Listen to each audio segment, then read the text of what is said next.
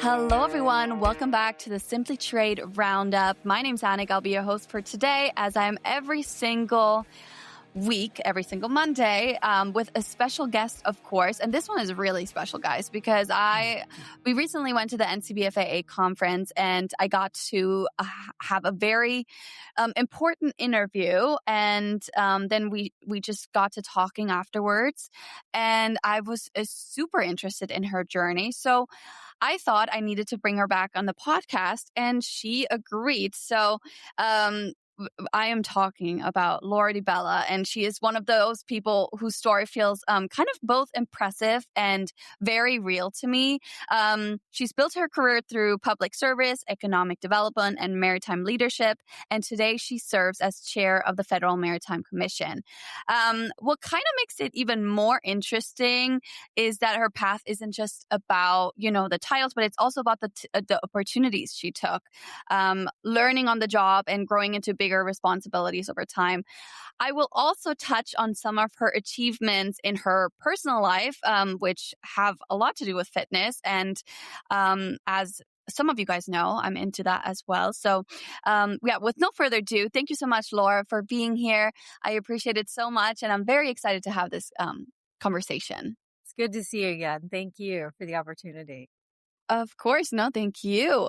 So I kind of want to start in the beginning. I mean, we know where you are right now, and that's kind of what you're known for, right, at the moment. Mm-hmm. Now, where did you grow up, and what was your childhood like? Because I'm sure, you didn't grow into the chair immediately, that wasn't your first position. So how did you grow up, and what kind of what values, or what did you focus on? I'll start with this. So I grew up I'm first generation American. So my parents immigrated to the United States in 1966 from Sicily.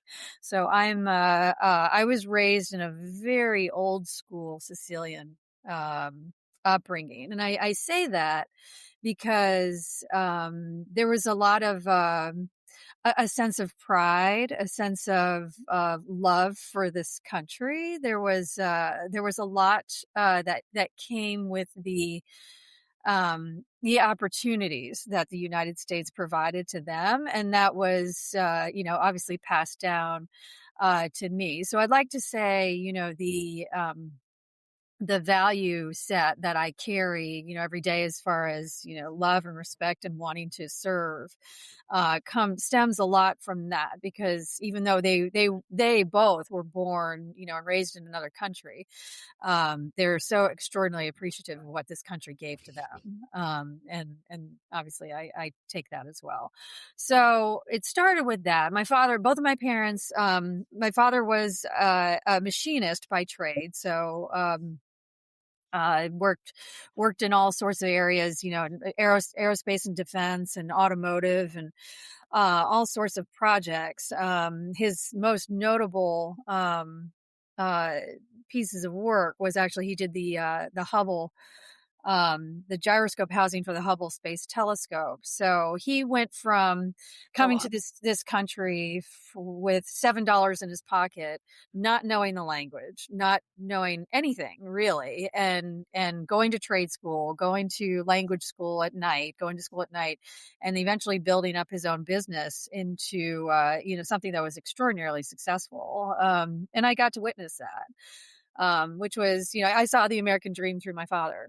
That was my early years. So that was, birth to about 12. And then, right around, my mother was a homemaker. She was at home. She took care of us, myself and my brother, who was 17 months older than I was.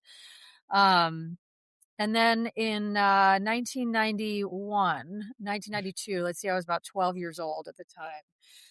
My father went completely bankrupt after the first Gulf War recession. After that recession, in the early 90s, late 80s, early 90s, he lost nearly everything, and our family lost nearly everything in that during that time period. So it was a very, very challenging time for me, for my brother, for my family, because I young, but I was old enough to understand that there was something very, very wrong. And when I started to see cars go away, when, my mother had to start her own business as a seamstress back then, which she, remained until 35 years. She just retired last year. Like we went Oh, from wow. a pretty comfortable middle income family to a very, very stressful situation. I started working around that time too. I started babysitting, like we all went to work, at that time, just to, kind of help make ends meet, So I saw my mother cry and I couldn't figure out why. And I'm like, why are you crying? And she's like, it's just so sad, Laura. She's like, it's so sad. So it was, I bring that up because that was a real turning point, in my life. Because, and it really is how, you see how life comes full circle. Like I never, going into the economic development space, which I'm sure we'll get into at some point in this conversation, that job helped me almost heal like an old wound that I had, because I never ever wanted anybody to experience what I experienced, when I was 12 years old. So, and what subsequently happened from that. So that I can say was like the real turning point in my life, like I brought up before, because our family unit essentially bifurcated at that point. My father, had to do what he had to do on the work side. My mother went to work. My brother and I were basically latchkey kids. I dove into running. I started running around that time. That was my outlet. And Yeah.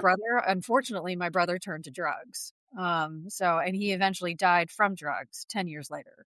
So less than 10 years later. So it was that's why I'm so focused on like making things better, I guess, making things better for families. Because, and all together and like the whole protectionist nature, because, I see how financial ruin can destroy a family, because it destroyed mine, sadly, and Yeah. so I don't mean to start this interview on that note, but like that is the No. foundational, um, Yeah. that's foundationally No, what's happened in my life. you're giving me chills. Like Mhm. honestly, I know people listening, because if I was just listening to this, and in a sense, obviously, it makes you feel like, oh, I never want that to happen to anyone. But it's also like, oh my God, I have to work extra hard so that doesn't happen to me. Or like, but things like that can always happen. Mhm. And I think it's just, how do you get out of it? What do you make of it? And I think, like you said, there's two sides that you can turn to, which ultimately, I'm so sorry that you don't ever want anyone to turn the bad side. But, Mm. what then we can do. And you said you turned to running, and I can definitely understand how you still remain that, because it sticks with you, right? And having Mhm. that feeling of, I can't imagine what you felt during that time. Definitely relate, to that, having that sort of mental change in running, or doing any kinds of hard workout that just lets you let go of all those thoughts and Mhm. um bad moments in life. Now, coming from that, obviously you were so young when you experienced all this trauma, and they say, when you have that kind of trauma, it doesn't just fade away, and does it, you have to live with that for a while, and you have to do something meaningful, or you should, which is kind of what you did. So now, did you have any mentorship throughout it? Not really, at least not to, kind of the bumpy road that existed, from like the age of 12 to 13, through until about college, because then my Uh-huh. my brother passed away when I was a rising senior in college. So that was in 2000, Yeah. May of 2000. So so it wasn't until, that was a really like rocky period, from what I recall. But I was running a lot. I was doing well in school. I just dove in. Like it kind of became my support, my emotional support mechanism was to just just immerse myself and become like a ridiculous overachiever. I was always an overachiever, but then I kind of went like, full bore at that point. So running, school, I just kept myself extraordinarily busy. So I turned within. And I had plenty of people that Yeah. were around. I had a really good support system, my family, my friends' family, everybody kind of knew what was going on, so I have really very, very good girlfriends I still have to this day. Like that's one thing um, that I feel lucky. Not a lot of people can say that they have like, probably I have a dozen very good girlfriends like that. Many of them came to Yeah. my swearing in here, like they're like my sisters. So, they were probably the closest support that I've ever had. But as far as a mentor is concerned, not too much until later in my career, when I went into the real estate space full time. Did I find some amazing people that took me under their wing and just kind of showed me the ropes, and ultimately gave me that nudge to keep going, and introduced me actually to the economic development space, which spun out into basically where we are today. So Yeah. I've been very lucky that there's been people out there that have taken big chances on me, knowing that I didn't know a whole lot. And that's why whenever anybody today reaches out to me looking for direction, I'll always avail myself, because you just never know how much of just that one conversation, that one impact, that one nudge that somebody needs will take them on a journey that they would have never expected. I So, agree. Actually, mhm. funny thing, I wanted to bring this up because I had a recent interview and everyone laughed at it that I said that. But like my mom told me, she's like, that episode was so funny. And I'm like, why? It wasn't really, I didn't think it was funny. And one thing I said, and I guess I said it in a funny way, but I think it applies to you a lot, is that I saw this TikTok and I don't want to bring up TikTok, but it is a thing. And they said the most successful people, something really traumatic happened to them that Mhm. changed something and rewired kind of their brain into becoming extraordinary. And I truly believe in that. Like, and you can become extraordinary and you can be extraordinary at any time. But I've just seen the most extensive cases when something happened. You were kind of a prime example of that, Mhm. which I think that's why I got chills. And I love the outlook you have. And you're right, because when we talked at the conference, you were made yourself so available. And it's so nice to have that, especially in this tense environment, with people having all kinds sort of opinions and thoughts. But Mhm. anyways, I want to continue. And so you mentioned real estate, and clearly you're not in real estate right now. No. So you were in real estate. Did you learn any lessons, or did you know what, this is not for me? Yeah, all in all, I was in real estate for, well, really, you can say I'm technically still in real estate today, but I'm not allowed to practice. But I've been licensed since January of 2002, basically straight out of college. So because of what happened, because my brother, I had no intention of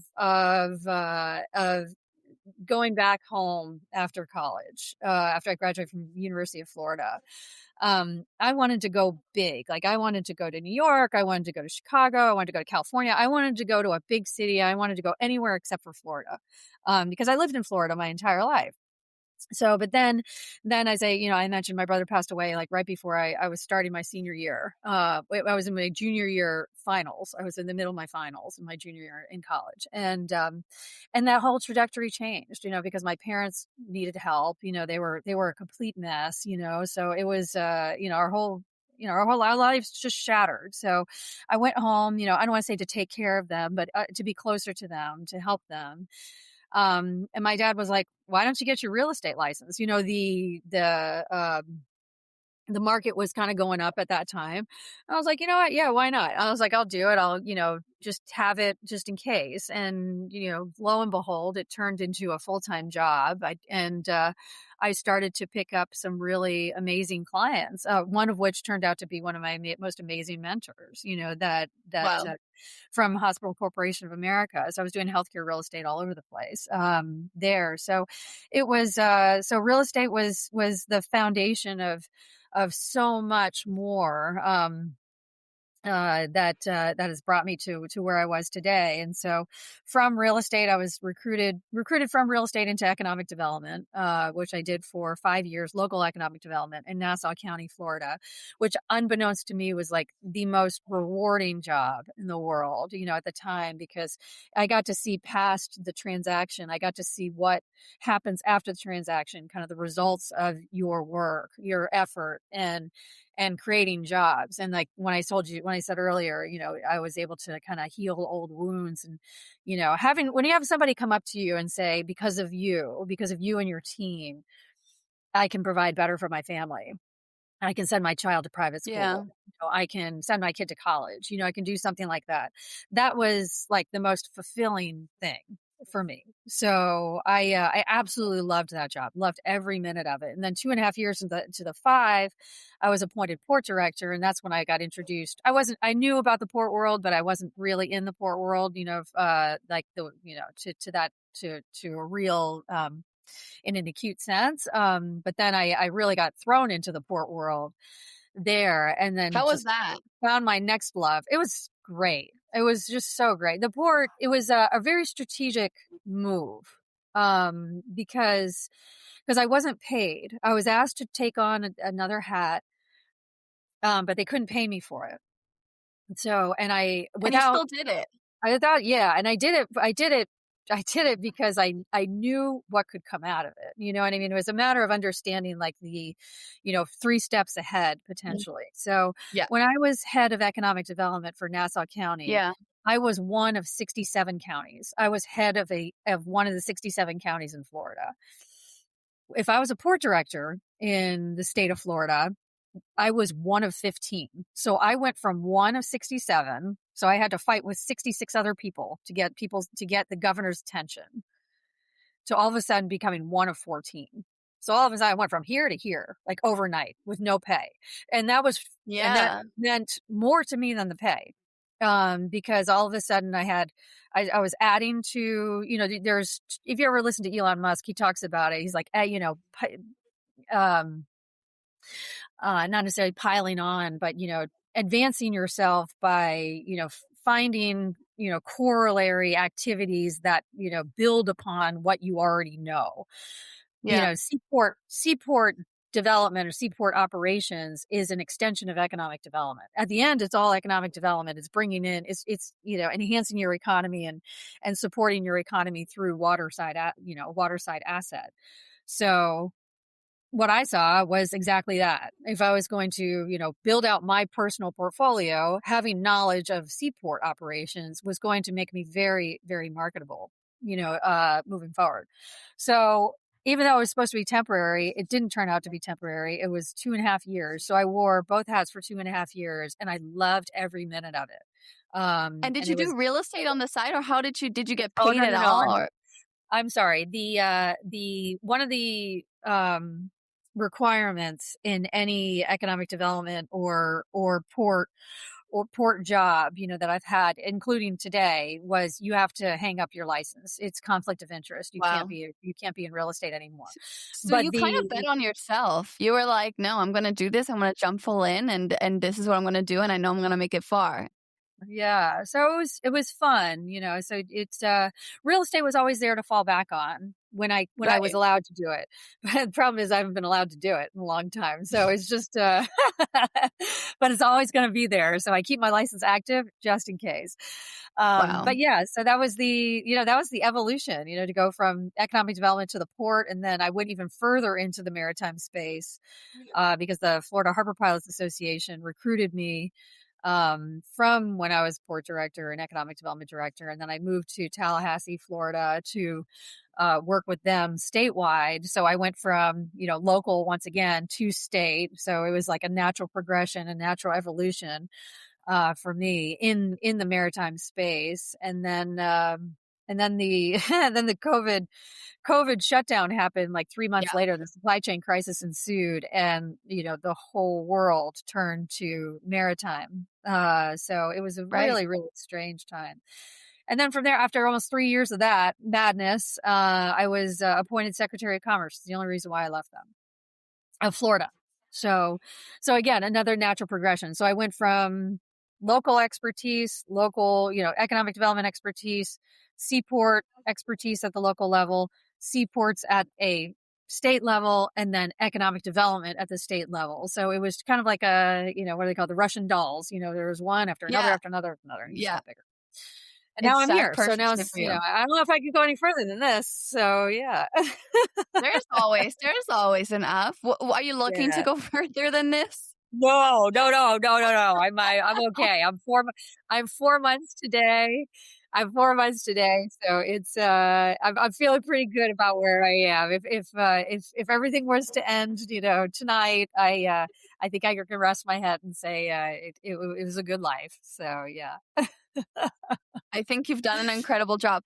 I think especially you were thrown into a time where trade has been kind of upside down. Maritime has been, there's lots of questions. There's lots Yeah. of concern in this industry that I'm sure you get so many questions. Now, do you have some advice? And I know you've shared some of this at the conference, but just what do you think the maritime industry right now needs more of?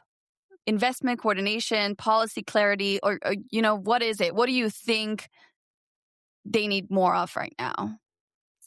It needs all of the above, but really, what it needs is um, unilateral support. Probably is the best way to put it. Um, Yeah. like everything in the political space, is very divisive. Um, and this initiative, I'm speaking of the Maritime Action Plan, just maritime altogether. I'll generalize it because there's an association of the Maritime Action Yeah. Plan with a certain Yeah. party, or whatever it is. But let me just say, maritime initiatives altogether needs to be prioritized and acted upon.